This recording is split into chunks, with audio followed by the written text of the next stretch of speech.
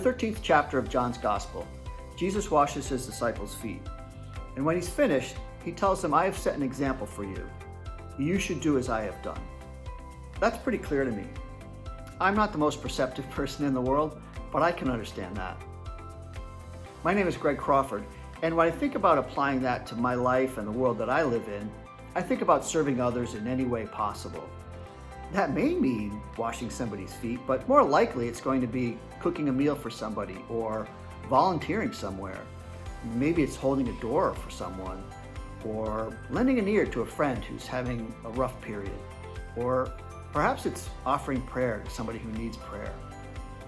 And I think that when I do that, I'm living out God's call for me, God's will for my life. And that's something that I spent a long time trying to figure out, like, what is God's will for me? What does he want me to do? And I realized that I had been overthinking it. I believe that God calls us to love people. And for me, the best way to do that is to serve. And that's why it's so important for me to be a member of Clinton United Methodist Church and to support the church in any way I can. Because if you think about it, the tagline of the church is "Sent for Others." And when you leave that parking lot, there's a sign that says, "Now entering the mission field." And when we enter the mission field, what are we called to do? Make disciples for Jesus Christ. And for me, the best way to do that is to look to the first disciples. And what did Jesus do then? He showed them how to serve. And so that's what I try to do. And sometimes I'm successful, a lot of times I'm not, but I feel that God continually provides opportunities to serve other people.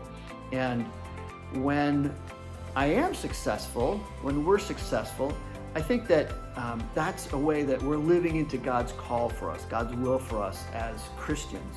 And I like to think too that when we do that, not only does it give us a good feeling because we're doing something that's positive and changing the world, even in a small way, but I like to think too that God is saying, "Well done, good and faithful servant."